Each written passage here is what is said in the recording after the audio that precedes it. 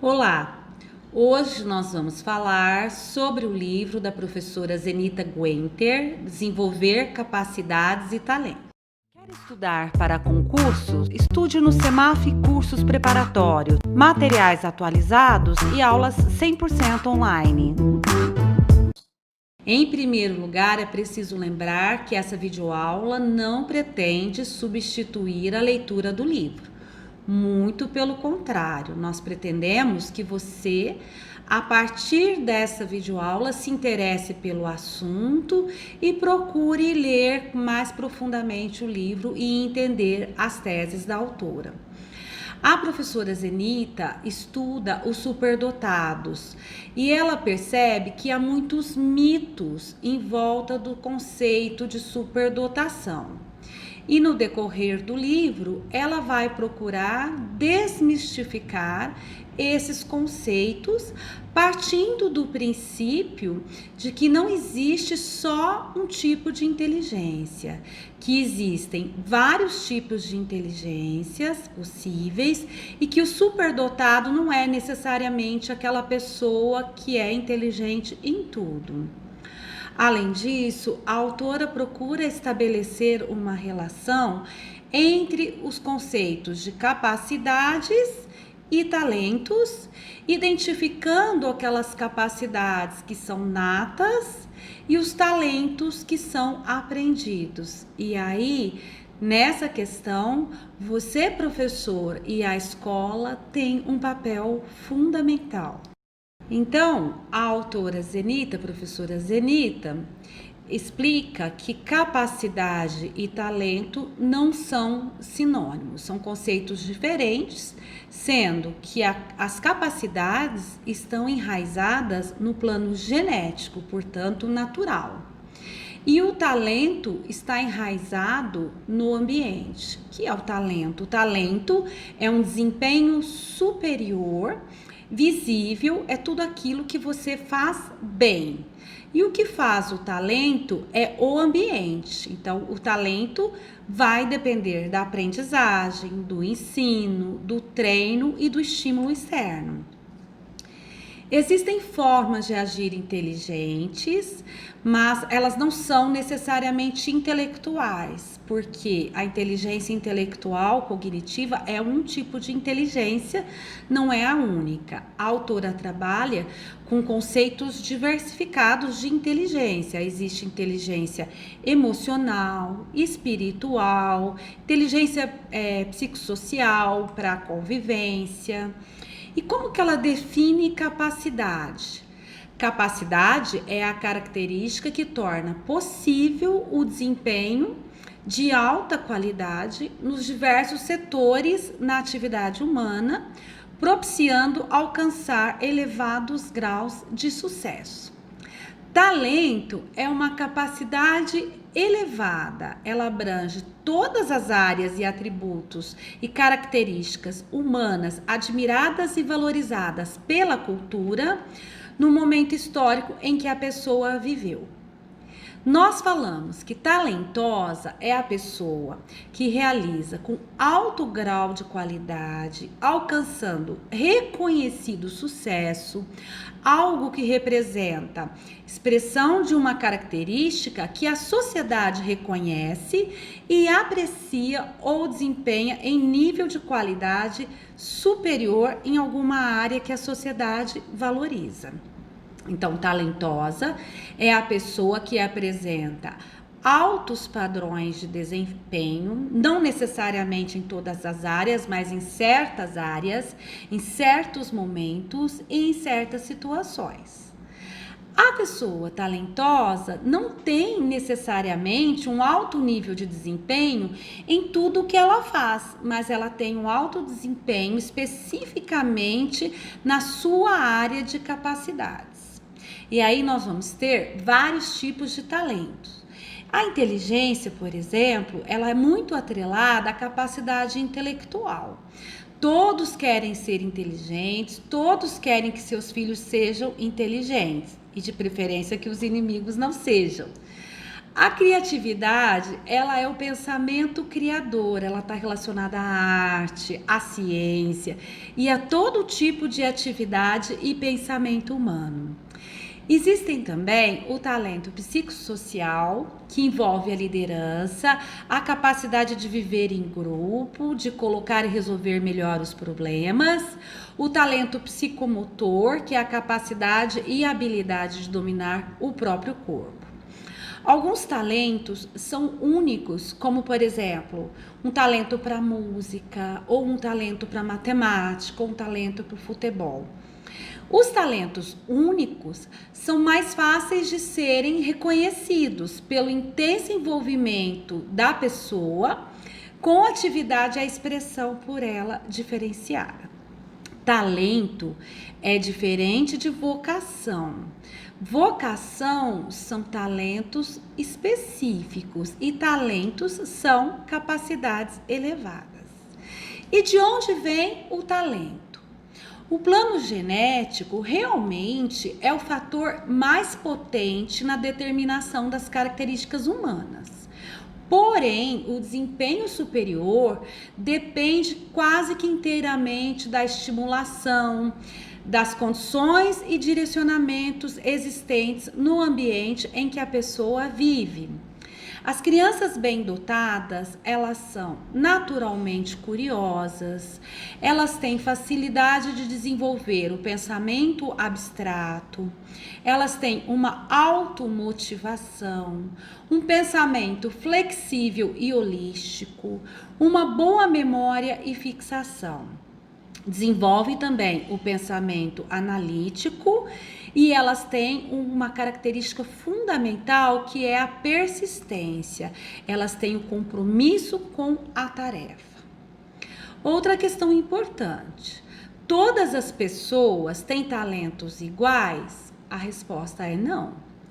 Todas as pessoas têm algum talento, no sentido que todas as pessoas fazem alguma coisa melhor do que as outras. Cada pessoa precisa desenvolver e alcançar o grau máximo que puder chegar em todas as suas qualidades, incluindo aquilo que ela acha que faz melhor. Importante, elas não conseguem se desenvolver sozinhos ou sozinhas e sem ajuda. A pessoa talentosa, sem incentivo, eles ficam desestimulados, desanimados e abandonam os esforços e as disciplinas necessárias. Boa parte do talento humano, então, é assim desperdiçado, mediocrizado ou permanece sem desenvolver. Interessante também notar que as pessoas talentosas não são necessariamente fisicamente fracos ou emocionalmente instáveis, né? Que são mitos que falam, a pessoa ela é superdotada, mas ela não tem o quociente emocional. Então isso também é um mito, ok? E falar também que o talento não desaparece. As pessoas bem dotadas e talentosas, elas permanecem produtivas até idades muito avançadas. Este é o caso de alguns professores, por exemplo, que nós podemos comparar com o vinho, né? Quanto mais velho, melhor. Então, lembrar que o potencial genético é enormemente influenciado por fatores, condições e variáveis ambientais. E como que se dá esse desenvolvimento do talento pela educação? A autora Zenita vai dizer que é preciso o esclarecimento dos pais, controle de influências sociais, muitas vezes exercidas por preconceitos e discriminação. Também é necessário a aplicação de estudos, de pesquisas, a introdução de novas tecnologias no sistema educacional, mas principalmente nós precisamos estimular a mudança de mentalidade, a desmistificação que cerca os conceitos de talento, capacidade e superdotação. E aí a autora dá algumas sugestões práticas, como por exemplo, modificar o ambiente, agrupar os alunos mais capazes em grupos compatíveis, né? Desafiar o aluno, porque se ele tem problemas, ele tem desafios, logo a gente precisa entender que os problemas são desafios que nós podemos vencer. O conteúdo também precisa ser modificado, deve focalizar ideias abrangentes. Todo ensino deverá enfatizar relações complexas, o pensamento criativo, colocando situações problemáticas de maior abrangência e sair desse modelo que nós temos de passar o conhecimento e informação parcelado, fragmentado, né? O conhecimento é um todo e nós devemos buscar esse conhecimento, esse todo. Estratégias mais utilizadas que os professores podem usar: a aceleração, que é oferecer mais matéria em menos tempo, ensinar mais conteúdo. Ou um enriquecimento, que é explorar outros ângulos dos temas, assuntos e materiais. A sofisticação, que é ampliar e aprofundar certos temas estudados. A novidade, temas e assuntos novos em relação ao currículo regular. E a inteligência também, nós precisamos lembrar que é um conceito em mudança. Hoje, inteligência é considerada um conjunto integrado de várias capacidades, não só cognitivas, mas também socioemocionais, perceptuais, físicas, fisiológicas e até intuitivas. Essas capacidades podem ser estimuladas ou inibidas. Desenvolver talentos, portanto, envolve um esforço planejado, intencional, para prover um ambiente caracterizado por um elevado nível de estimulação, propiciando oportunidades de interação rica e diversificada entre o aluno e seu meio. É necessário que a pessoa seja continuamente desafiada e estimulada a funcionar ao seu nível de capacidade, pois, do contrário, o desenvolvimento para e a pessoa passa a perder tanto a força mental como a intelectual. A criatividade é melhor estimulada por perguntas do tipo: por que não? O que realmente caracteriza o pensamento criativo, além da curiosidade, é a abertura da mente para pensar sem obedecer a um direcionamento previamente conhecido. Muito importante também valorizar o pensamento intuitivo. Nós temos o pensamento analítico, que é quando a gente analisa cuidadosamente os dados que nós temos, e nós temos o pensamento intuitivo, que ele é mais subjetivo, ele é uma postura de captar aquilo que está acontecendo. Mesmo que seja a partir de dados, mas não necessariamente fixar nesses dados, é a partir dos dados. As escolas e os professores precisam, então, ensinar os alunos a pensar.